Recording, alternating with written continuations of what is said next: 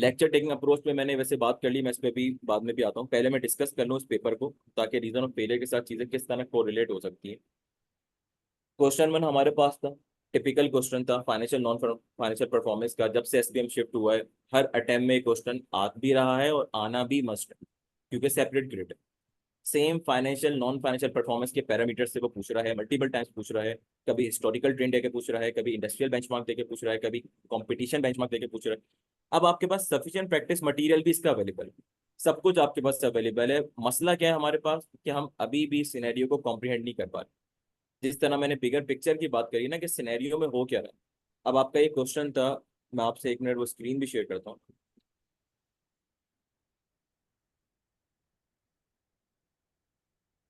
सिर्फ क्विकली मैं इसको स्किम करूंगा, क्योंकि जिन स्टूडेंट्स ने ये पेपर दिया हुआ है उनको तो आइडिया होगा, और जो स्टूडेंट्स अपेयर इसमें होने जा रहे हैं तो उसको हम वैसे भी ड्रिल प्रैक्टिस में देख रहे होंगे। क्वेश्चन के अंदर एक पूरा सिनेरियो बनाओ। अगर मैं सिनेरियो को आपके लिए समराइज करूँ ना, तो कंपनी के पास फाइनेंशियल क्रंचेस थे in the form of margin. Scenario में क्या था, राइजिंग इन्फ्लेशन कॉस्ट थी, आपके पास इंटरेस्ट रेट्स बहुत बढ़ रहे थे, इसी तरह आपके पास एक्सचेंज रेट वगैरह का इम्पैक्ट था। ये तीन बातें जो मैंने करी एग्जैक्ट सिनेरियो में नहीं थी, बट ये करंट ऐसे सिनेरियोज हैं जिससे पाकिस्तान की सारी कंपनीज ऑलरेडी इम्पैक्ट हो रही हैं। अब उस सूरत में जब आपके पास राइजिंग कॉस्ट का चैलेंज है, क्या आपने सब कुछ पास ऑन कर देना अपने कस्टमर को? आपने उन कॉस्ट को मिटिगेट करने की क्या स्ट्रेटेजीज बनानी है? क्या आप उन कॉस्ट ड्राइवर्स को इस डेटा में से आइडेंटिफाई कर भी पा रहे हैं या नहीं कर पा रहे? अब ये सारी चीजें कब होती हैं? अब मैंने सवाल पढ़ना शुरू किया, अब मैं सवाल पढ़ते हुए एंड तक आया, एग्जाम प्रेशर के अंदर मैं मौजूद हूँ, मुझे भी कोई भी चीज़ कुछ भी समझ में नहीं आई। मैंने मल्टीपल टाइम स्टूडेंट्स को एमएसए वन के अंदर भी एसपीएम में समझाया है, जब भी आपके पास टेबुलर फॉर्मेट के अंदर डेटा गिवन हो, उस डेटा को आप उस तरह से इंटरप्रेट करें कि it will help you comprehend the scenario. उसमें सिंपल क्या करना होता है, आपने डिफरेंसेस निकाले होते हैं इन अमाउंट इन परसेंटेजेस।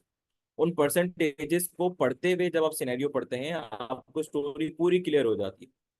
अब इस एग्जीक्यूशन का मसला क्या है, सिनेरियो पढ़ा, अब मैं सोच रहा हूँ कि मैं इसमें क्या करूँ, मुझे समझ में नहीं आ रहा, मैं कोई रेशियोज निकालूं, सबका डिफरेंस लूँ, 2 ईयर्स का लूँ, 3 ईयर्स का लूँ।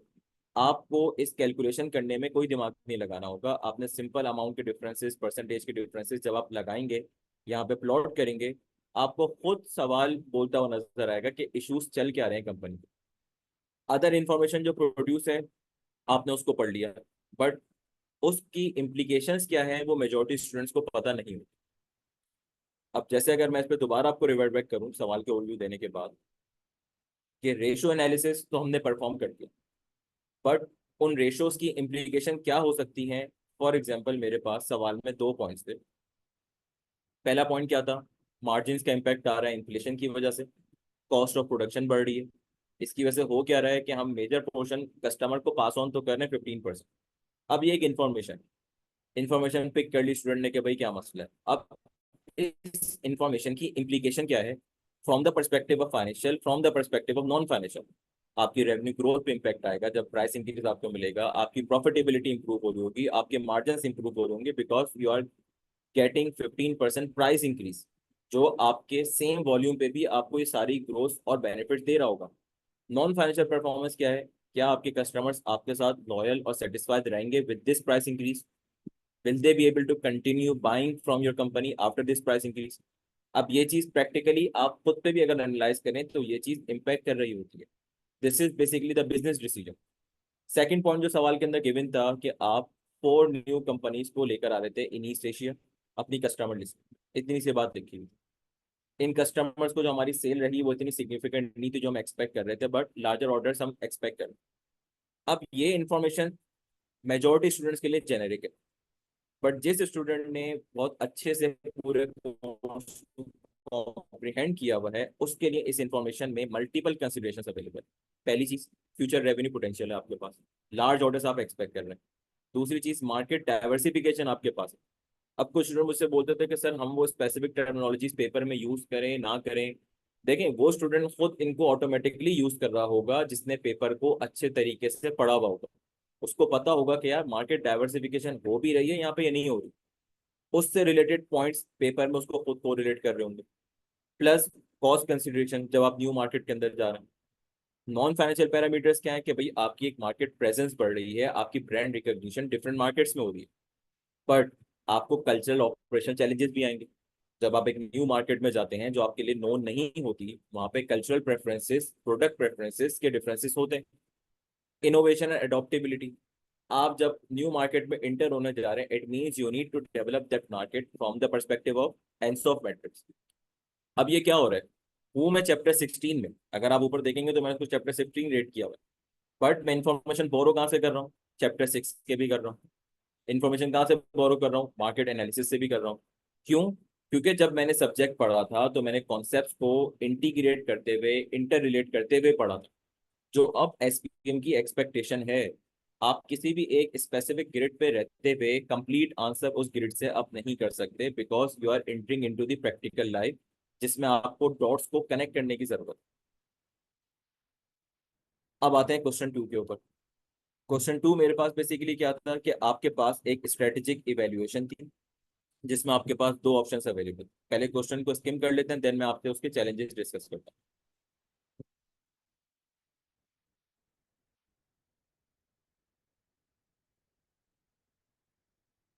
क्वेश्चन 2 में आपके पास क्या हो रहा था, एक शॉर्ट सा सिनेरियो दिया हुआ था, but e commerce related implication उसमें पूछी हुई थी। और ये अगेन बिजनेस सिचुएशन है जो मल्टीपल लोगों के साथ इंडिविजुअल लेवल पे भी आ रही होती है, बिजनेस के साथ भी आ रही होती है। कि क्या आपने ऑनलाइन स्टोर इंडिविजुअल कैपेसिटी में ओपन करना है, या आपने अपने प्रोडक्ट्स को किसी ई कॉमर्स प्लेटफॉर्म पे लिस्ट डाउन करवाना है। अब आप मोस्ट सुटेबल स्ट्रेटेजी बता दें 11 मार्क्स के लिए, सिर्फ 7 से 8 लाइन का सिनेरियो। अब इसमें इंफॉर्मेशन आपके पास कहाँ से आएगी, सिनेरियो में तो लिमिटेड इंफॉर्मेशन। अब यहाँ पे आपकी सब्जेक्ट नॉलेज काम करेगी, प्लस बिजनेस एक्यूमेंट काम करेगा। अब सबको पता है कि अली बाबा, अली एक्सप्रेस और दराज जैसे प्लेटफॉर्म्स अवेलेबल हैं।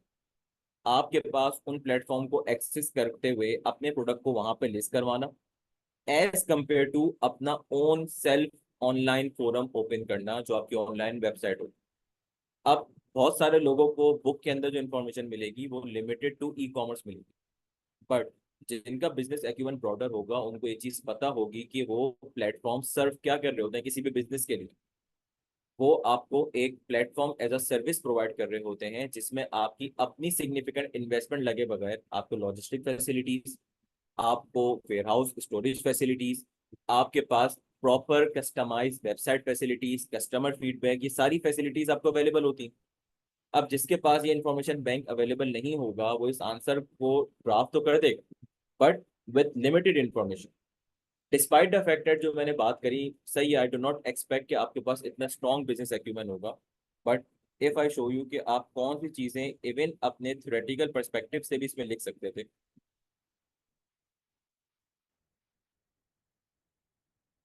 अब आप यहाँ पे ये देखें, आपने सिंपल आंसर को स्ट्रक्चर कैसे करना था। आपने stand alone online store establish करना है या लिस्ट प्रोडक्ट्स करना है स्टैब्लिश कॉर्नर पे, आपको ये पता होना चाहिए सवाल में बिजनेस डिसीजन क्या है। पहले वाले के प्रॉस एंड कॉन्स लिखने थे, दूसरे वाले के प्रॉस एंड कॉन्स लिखने थे। प्रॉस के अंदर आप ये तो खुद अंडरस्टैंड कर पाते थे ना कि अगर आपके पास ऑनलाइन स्टोर है तो ब्रांड कंट्रोल होगा, कस्टमर डेटा आपके पास फ्लो करेगा, प्रॉफिट मार्जिन का इम्पैक्ट बनेगा। बट आपको सिग्निफिकेंट कॉस्ट लगाना पड़ेगी, मार्केटिंग एफर्ट्स करना पड़ेंगी, लॉजिस्टिक अरेंजमेंट आपको करना पड़ेंगी। अब देखें 11 मार्क्स का था, बट जब मैंने इसको एक स्ट्रक्चर किया, मैंने इसको एक प्रॉपर थॉट प्रोसेस से गुजारा, तो मेरे पास खुद 11 मार्क्स से भी ज्यादा पॉइंट्स अवेलेबल होकर आ। जब मेरे पास माइंड में ये स्ट्रक्चर डेवलप नहीं होता, मैं प्लान नहीं करता, तो मैं पेपर के अंदर कभी भी एक अच्छा आंसर प्रोड्यूस नहीं कर सकता। वंस मेरे पास ये स्ट्रक्चर था तो मेरे पास पॉइंट्स को रिलेट भी करने लगे। मैं दोनों ऑप्शन की इन्वेस्टमेंट को कंपेयर कर सकता हूँ, मैं दोनों ऑप्शन की मार्केटिंग कॉस्ट को कंपेयर कर सकता हूँ, मैं दोनों ऑप्शन की लॉजिस्टिक कॉस्ट को कंपेयर कर सकता हूँ। उन दोनों फैक्टर्स को इवेल्युएट करते हुए मैं बिजनेस डिसीजन ले सकता हूँ। प्लस अगर आप business topic point of view से बात करें तो अब आप खुद देख सकते हैं इसके अंदर आंसर ऑफ मैट्रिक्स भी टच हो रहा है, मेथड ऑफ स्ट्रेटेजिक डेवलपमेंट में organic growth versus strategic alliance भी टच हो रहा है, बैरियर टू ई बिजनेस भी आपके पास टच हो रहा है जो सेकंड स्ट्रेटेजी से रेलिवेंट करता है, प्लस ई ब्रांडिंग का भी एक हल्का फुल्का टच आ रहा है। चैप्टर 6 और चैप्टर 10 का ब्लेंड ऑफ ये क्वेश्चन है, जिसमें मल्टीपल कॉन्सेप्ट टेस्ट हो रहे हैं 11 मार्क्स के लिए, with a scenario of only 7 to 8 lines. अब यहाँ पे आपको फील होगा there is a need to grab the concepts, to link the concept between the different chapters, between the different grids, along with the business acumen।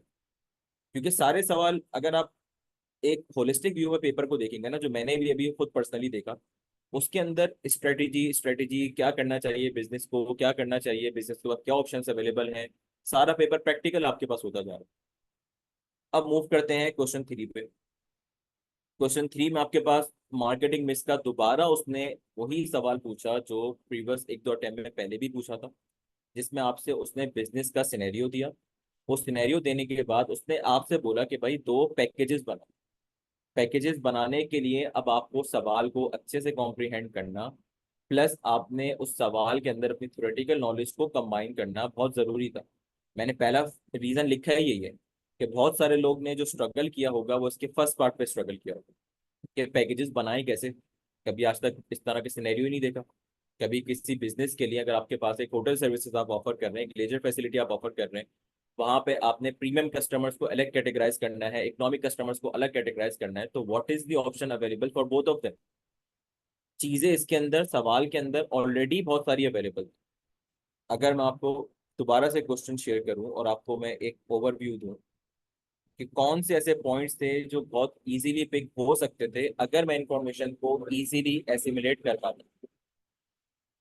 अब आप खुद देखें BMS के अंदर मैंने ये क्यों पॉइंट्स हाईलाइट किए हैं। मैंने जानबूझ के हाईलाइट किए कि आई कैप हमेशा जो भी क्वांटिटेटिव इंफॉर्मेशन देगा ना, उसकी सवाल में जरूर इम्प्लीकेशन हो। अब यहाँ पे क्या हो रहा था कि आपका वेलनेस सेंटर था। अब देखें सवाल को कॉम्प्रिहेंड कैसे करना होता है, कंट्रोल में कैसे आता है। सबसे पहले तो मुझे ये समझ रहा था एंटिटी थी क्या। उसके पास दो वेलनेस सेंटर अवेलेबल थे, उन दोनों के पर डे चार्जेस डिफरेंट थे। उस वेलनेस सेंटर तक travelling from the city is different, which is almost 2 hours. उस 2 आवर्स के बीच में एक स्टॉपेज जिसपे एक ही रेस्टोरेंट, जिसकी कॉस्ट उसने दी हुई थी, प्लस ट्रांसपोर्टेशन फैसिलिटी भी अगर आप वेलनेस सेंटर तक दे रहे थे तो उसके भी डिफरेंट ऑप्शंस अवेलेबल थे। अब हर जगह पे उसने एक प्राइस रेंज दी हुई थी, एक हाई एंड एक लो एंड। अब आपको गाइड यहीं से करता चला जा रहा था कि भाई खुद देख लो, एक प्रीमियम पैकेज अवेलेबल है, एक इकोनॉमिक पैकेज अवेलेबल है। जिस स्टूडेंट ने इसको अच्छे से कॉम्प्रिहेंड करके इन्फॉर्मेशन को एक जगह अगर लिस्ट डाउन भी कर दिया होता, तो वो सवाल को बहुत अच्छे तरीके से लेके चल पाता फॉर द फर्स्ट पार्ट। कि पहले उन दो पैकेजेस को तो समझो, उन दो पैकेजेस समझने के बाद ईच पैकेज पे 4 पीस ऑफ मार्केटिंग मिक्स लगाने थे। इसका मतलब 8 पॉइंट्स तो स्ट्रेट आपके पास अवेलेबल थे। अब दूसरा मसला, मार्केटिंग मिक्स की नॉलेज प्राइस की हद तक तो लोग पकड़ पाते हैं, प्लेस के लिए क्या करना है, प्रमोशन के लिए क्या करना है, उसकी एक बिजनेस एक्यूमेन होता नहीं है। इवन बिजनेस एक्यूमेन क्या, आपने जो प्रैक्टिस क्वेश्चन आपके पास अवेलेबल थे उसमें मैंने एक आध क्वेश्चन इस तरह का सॉल्व भी करवाया था, प्लस रिसेंट अटेम्प्ट में भी आया था, उसमें भी यही चीज थी। बट प्रैक्टिस आपने जब सफिशिएंट नहीं की भी होती, उसको वापस कॉन्सेप्ट को लिंक बैक नहीं किया होता, तो आपके पास कॉमन मिस्टेक्स आ रही होती। और वो मिस्टेक्स क्या आ रही होती हैं आपके पास।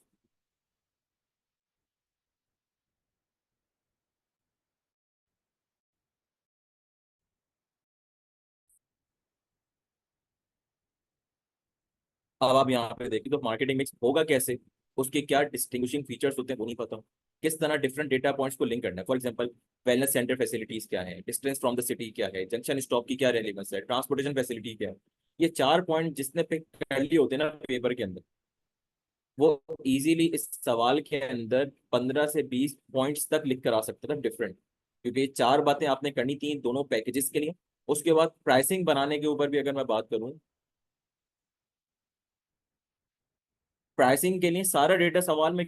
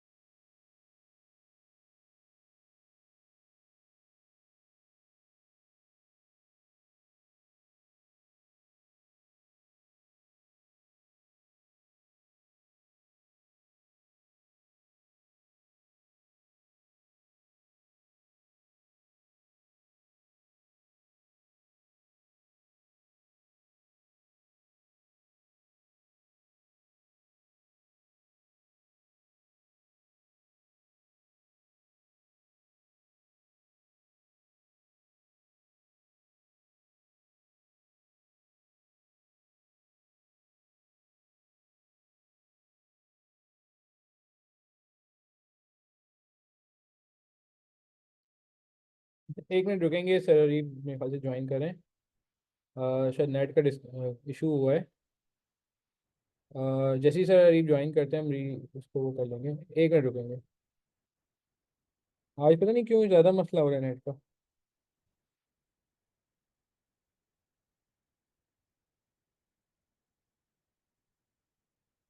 एक 1 मिनट हमारे साथ रहेंगे।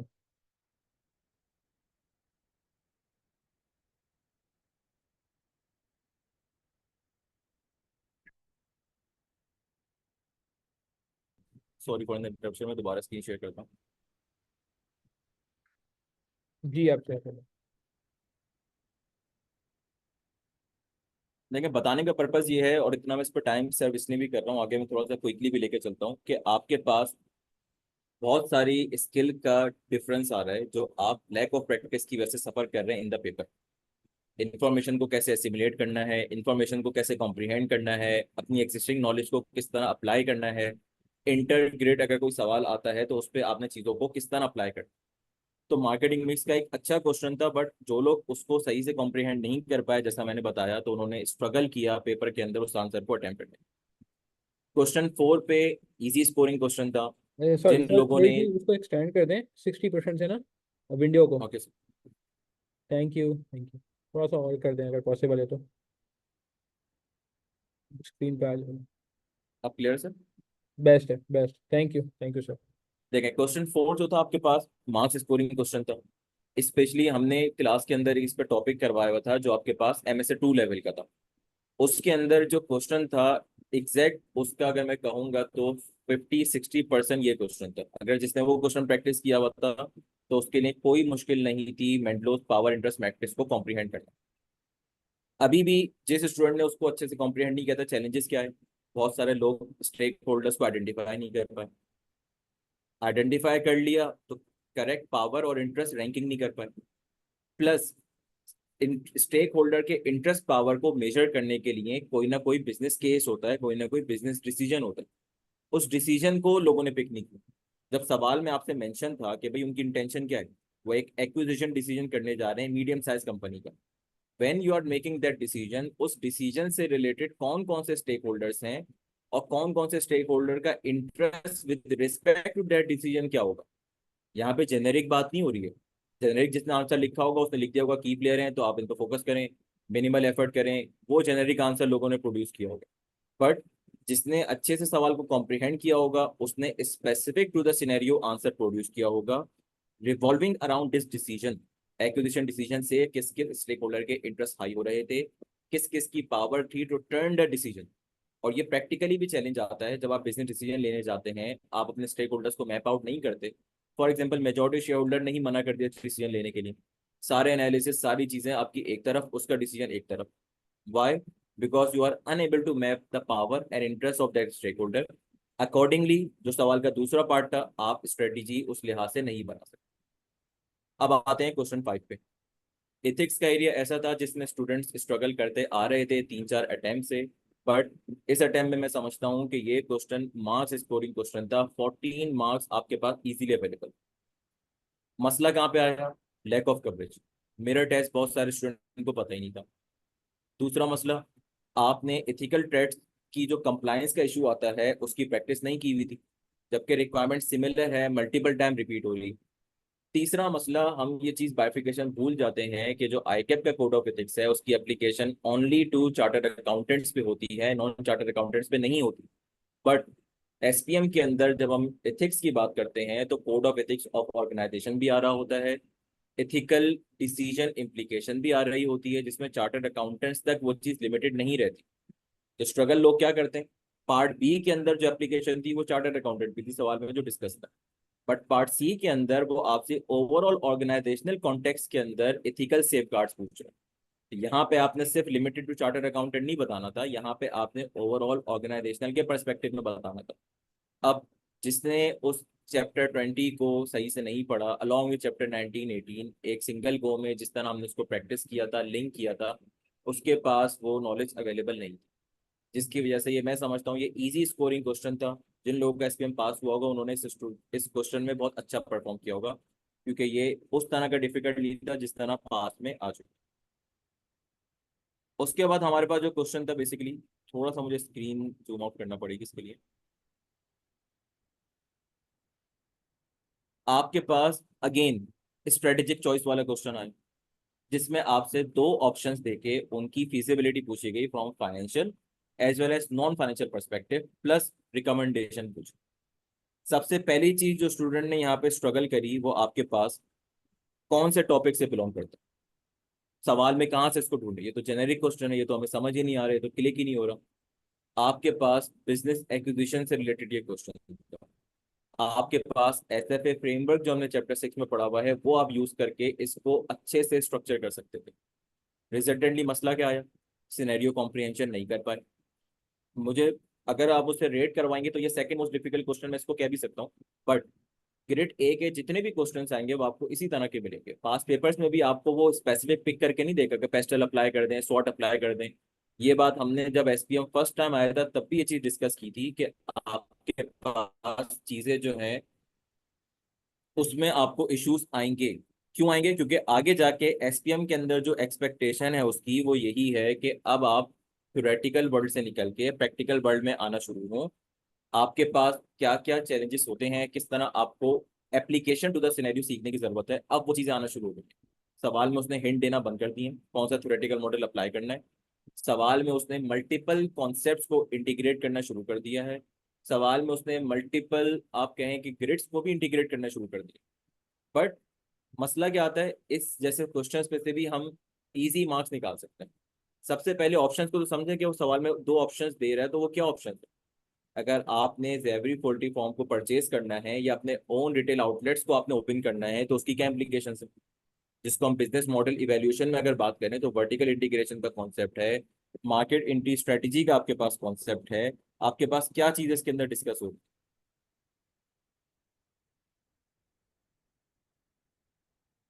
दूसरा इसमें जो चैलेंज था कि आपके पास बहुत सारा डेटा इसके अंदर अवेलेबल था फाइनेंशियल परफॉर्मेंस मेजरमेंट के लिए। कॉस्ट बेनिफिट एनालिसिस का डेटा था, प्रॉफिट मार्जिन एनालिसिस का डेटा था आपके पास। उसमें बहुत सारे पैरामीटर्स सवाल में आपको ऑलरेडी दिए हुए थे। कॉस्ट दी हुई थी, सेल्स प्रोजेक्शन दी हुई थी, ग्रॉस मार्जिन दिया हुआ था, ऑपरेटिंग एक्सपेंसेस दिए हुए थे, नेट प्रॉफिट आप खुद निकाल सकते थे। इजी कैलकुलेशन मार्क्स क्या थे, दोनों ऑप्शन पे ये कैलकुलेशन रन डाउन करनी थी। फाइनेंशियल एनालिसिस तो आपका एक तरफ होता था। नॉन फाइनेंशियल एनालिसिस में आपका बिजनेस एक्यूमेंट जो मैं कह रहा था, आपकी कॉम्प्रिहेंशन जो है वो काम में आता कि आपने सप्लाई चेन कंट्रोल पर्सपेक्टिव से, मार्केट शेयर पर्सपेक्टिव से, क्वालिटी इंप्रूवमेंट पर्सपेक्टिव से, experience in that particular area, experience in that particular market, knowledge आपके पास है या नहीं है। सवाल में हिंट्स अवेलेबल थे। बिजनेस इंटीग्रेट होगा तो क्या चैलेंजेस है, नॉन फाइनेंशियल पर्सपेक्टिव आप देखिए मैंने पांच छह तो यहाँ पे लिस्ट डाउन कर दिए। इजीली आपके पास 12 मार्क्स इसमें निकल सकते थे।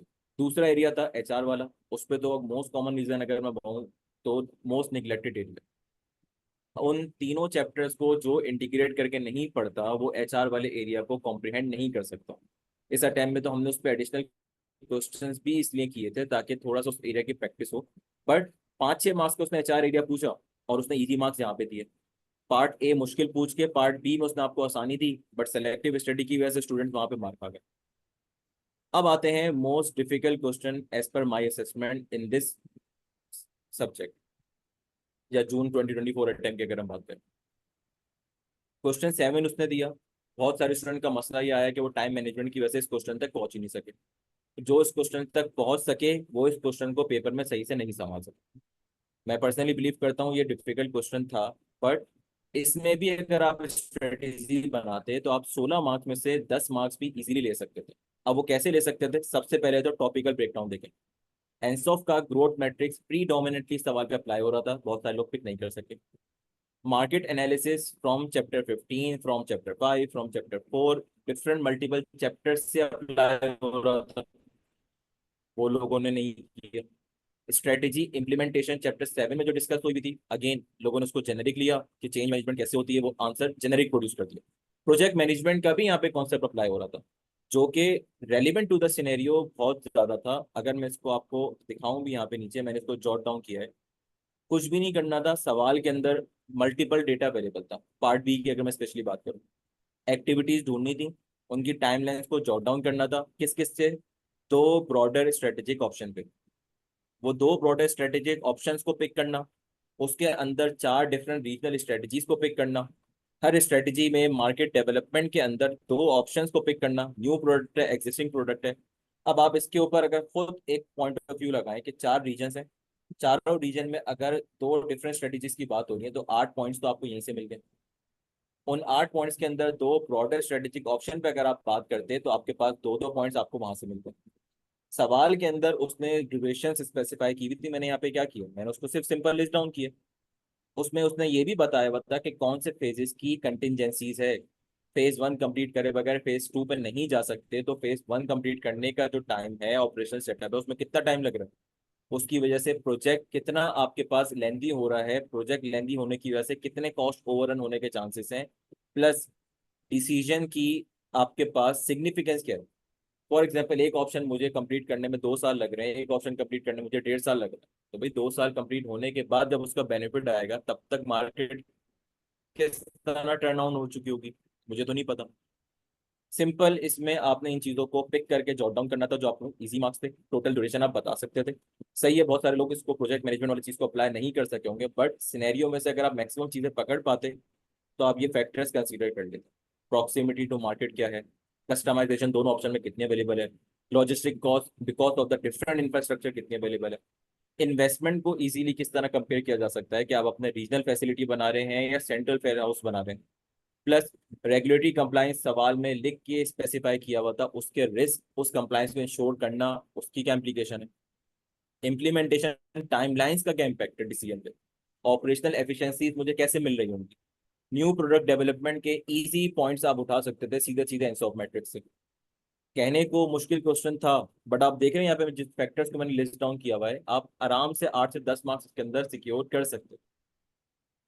लास्ट बस मैं आपको एक बार इसको क्लेम्स भी करवा दूं कि कौन सी इंफॉर्मेशन किस तरह आपने हाईलाइट करनी होती है, और स्ट्रेटेजी पॉइंट ऑफ व्यू से जब आपके पास कोई पेपर में ऐसा क्वेश्चन आता है वहां पे आपकी प्रैक्टिस काम आती है।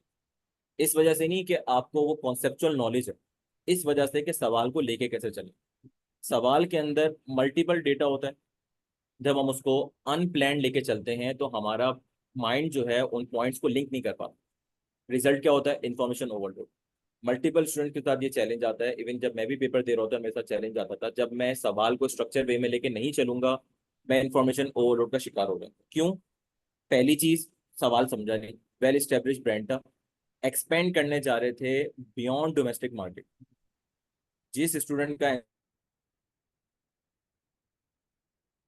डेवलपमेंट स्ट्रेटेजी कहाँ पे इंटर होने जा रहे थे, एक सेपरेट नेबरिंग कंट्री के अंदर।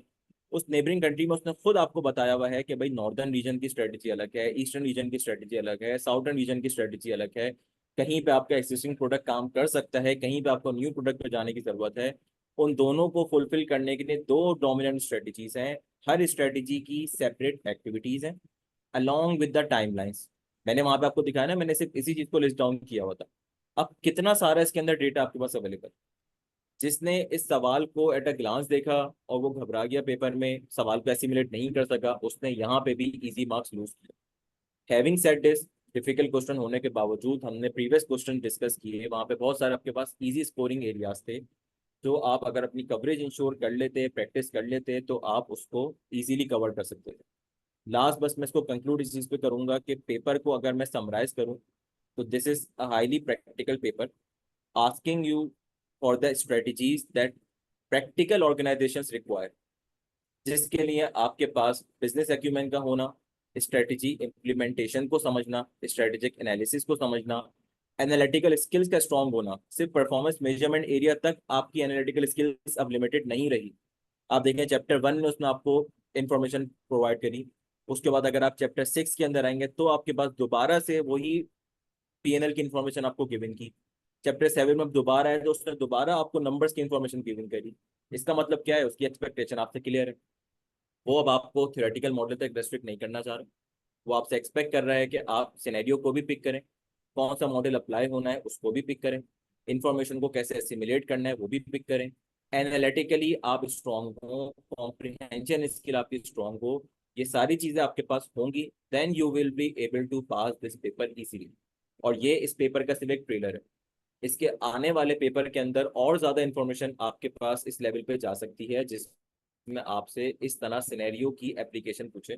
वहां पे आपने जो हमने शुरू में बात करी, अगर आप प्रॉपर सब्जेक्ट को लेके नहीं चलेंगे, प्रैक्टिस को लेके नहीं चलेंगे, और मैं आपसे अगर एक रोड मैप सिर्फ एक जल्दी से शेयर भी कर दूं, आप उसको लेके नहीं चलेंगे, एट द एंड आप लास्ट मंथ में पेपर उठा रहे होंगे, बुक्स के चैप्टर स्किम कर रहे होंगे। बहुत सारे स्टूडेंट ने मुझे बताया कि सर हमने बुक 2 बार पढ़ी, फिर भी हमें पेपर में समझ में नहीं आया। तो सिर्फ रीडिंग इज नॉट इम्पोर्टेंट, उस टॉपिक को एसिमुलेट करना, उसको अप्लाई करना इज इम्पोर्टेंट। ये जब मैंने प्लानर बनाया तो मैंने खुद पे रख के बनाया कि अगर मुझे सब्जेक्ट को लेके चलना है फ्रॉम द डे फर्स्ट, आज की तारीख से भी, तो मेरे पास क्या एक्सपेक्टेशन होनी चाहिए। मैंने इसमें यही किया कि लेक्चर कवरिंग डेट आपके पास क्या होनी चाहिए, उस लेक्चर कवरिंग डेट के बाद मुझे कब प्रैक्टिस क्वेश्चन फ्लो करना है, और आपके पास भी एक्सपेक्टेशन होनी चाहिए कि बाय व्हेन मेरा वो टॉपिक कंप्लीट हो जाए, so I will be able to attempt that practice question, जिसमें मैं gradually along with the course practice भी करता रहूंगा, कंप्लीटनेस भी इंश्योर करता रहूंगा, कॉन्सेप्ट भी कवर करता रहूंगा। जहां पे फंसूंगा मैं वहीं पे टीचर से वो चीज़ों को पूछ लूंगा। आई डोंट नो हम क्यों लास्ट मंथ का वेट कर रहे होते हैं अपने कॉन्सेप्ट को कवर करने के लिए, उसका एक रीजन तो वही होता है कि हम सब्जेक्ट ही लास्ट में उठाते हैं। देखें, कंप्लीटनेस इंश्योर करते रहें, कॉन्सेप्ट को साइमल्टेनियसली आप क्लियर करते रहेंगे, आपका कोर्स इजीली कंट्रोल में रहेगा अलोंग विद अदर सब्जेक्ट्स। आपके पास सब कुछ तो पता है, कितना मुझे टाइम देना है लेक्चर को, कब तक मुझे कंप्लीट करना है, कितने मुझे प्रैक्टिस क्वेश्चंस करने हैं, सारी चीजें फ्रॉम द डे फर्स्ट आपके लिए क्लियर है। अब जरूरी नहीं है कि ये प्लान सबके लिए हो, ये तो एक मेरे कंट्रोल के लिए भी कि मुझे कब कब कौन से टेस्ट करने हैं या एक जनरल इन्फॉर्मेशन देनी है, मैं वो फ्लोट कर सकता हूँ। किसी के 2 पेपर होंगे, किसी के 3 पेपर होंगे। मैंने हर स्टूडेंट को ये चीज़ बहुत क्लियरली मेंशन करी, आज के दिन डिसाइड करो कितने पेपर देने हैं। ऑप्शन पे कोई पेपर नहीं रखना है कि एंड में जाके मैं डिसाइड करूंगा मुझे पेपर को पिक करना है या मुझे पेपर को छोड़ देना। जब आज के दिन मुझे पता है मुझे कौन से पेपर देने, आज ही के दिन मुझे पता है वो पेपर किस डेट पे होने, आज ही के दिन मुझे पता है कि उन पेपर में कितना गैप अवेलेबल है, prepare for your last revision from now on. अगर मेरे पेपर में एक दिन का गैप है, मेरे पेपर में गैप नहीं है, तो मुझे ये आज के दिन से पता है, मुझे मेरा फर्स्ट रिवीजन, सेकंड रिवीजन और थर्ड रिवीजन आज से प्लान करना है। जब आप ये प्रॉपर प्लानिंग के साथ किसी भी सब्जेक्ट को लेकर चलेंगे, नॉट स्पेसिफिक टू एसपीएम, चीजें आपके पास हमेशा कंट्रोल में रहेंगी, आप इन कमांड रहेंगे ओवर द सब्जेक्ट्स, और आपको लास्ट मंथ का रिवीजन जितना इफेक्टिव होगा, उसमें आपके जितने कॉन्सेप्ट क्लियर होते हैं वो आपके थ्रू आउट कोर्स नहीं हो रहे हो, फिर आपके कॉन्सेप्ट की कवरेज लास्ट मंथ के अंदर बहुत स्ट्रांग होगी, जिसमें आपका फोकस प्रैक्टिस पे, कॉन्सेप्ट को अंडरस्टैंड करने पे होगा। फिर जब आप पेपर से पहले बैठे होंगे ना, तो आप एक कंफर्टेबल सिचुएशन में होंगे, एक पीसफुल माइंड के साथ आप पेपर में जा रहे हो। सर आप कंटिन्यू जबरदस्त कीजिए। Sir, thank you very much sir. मैं उम्मीद करता हूँ कि आज का सेशन आपको फायदेमंद रहा होगा, और मैं समझता हूँ कि इंशाल्लाह हम रिकॉर्डिंग भी शेयर कर देंगे, कुछ स्टडी मटेरियल भी शेयर करेंगे जो रेलिवेंट होगा। बाकी आपको ये बात समझ आती है तो आप और लोगों से भी ये लिंक शेयर कर दीजिएगा। अगर पेपर निकालिएगा प्लीज़ देखें, शुरू में भी मैंने कुछ बहुत डिटेल बात की, फिर सर अरीब ने स्पेसिफिक बात की, फिर क्वेश्चन टू क्वेश्चन बात की। देखें, ये जो क्वेश्चन टू क्वेश्चन बात हुई है ना, इसको देखने की ज़रूरत है। और बहुत सारे लोग जो हमें शुरू में कह रहे थे कि हमें नहीं पता पेपर क्यों पास नहीं हुआ, तो आप ये देखें ज़रा कि कॉमन रीज़न जो सर अरीब ने क्वेश्चन बाय क्वेश्चन आइडेंटिफाई किए हैं यार, आपके लिए क्वेश्चन बाय क्वेश्चन आइडेंटिफाई हुए हैं। तो प्लीज़ मुझे लगता है कि ये जो है ना, क्या कहते हैं, हेल्प करेगा। बाकी ये है कि ऑडिट का सेशन में शुरू होने वाला है, 4 बजे का टाइम था, बस स्टार्ट होने वाला है। आप में से जो लोग C-FAP 6 दे रहे हैं, मेरी आपसे गुजारिश है कि प्लीज़ C-FAP 6 वाला सेशन भी जरूर अटेंड करिएगा, वो बस अब 2 मिनट में स्टार्ट होने वाला है। ठीक है, thank you sir Areeb, thank you very much sir. बहुत डिटेल एनालिसिस आपने अगेन शॉर्ट नोटिस में, हमेशा मैं आपसे बिल्कुल लास्ट मोमेंट पे जो है वो रिक्वेस्ट कर रहा होता हूँ, क्योंकि वो क्वेरीज की वजह से मेरे पास खुद टाइम नहीं हो पा रहा होता, और हमेशा आप माशाल्लाह जो है वो लास्ट मोमेंट पे रिक्वेस्ट करने के बावजूद भी सेशन से पहले डिटेल एनालिसिस शेयर कर देते हैं। ये बहुत अच्छा एनालिसिस था। I think question by question student को आइडेंटिफाई हो जाएगा what went wrong. Thank you. और ठीक है जी, चले हम यहीं तक रखते हैं। थैंक यू वेरी मच, अपना ख्याल रखिएगा, प्लीज़ दुआ में याद रखिएगा। इंशाल्लाह आप सबसे मुलाकात होती है। अस्सलाम वालेकुम रहमतुल्लाहि व बरकातहू। पेपर निकालें प्लीज़ एंड जल्द क्वालिफाई करें।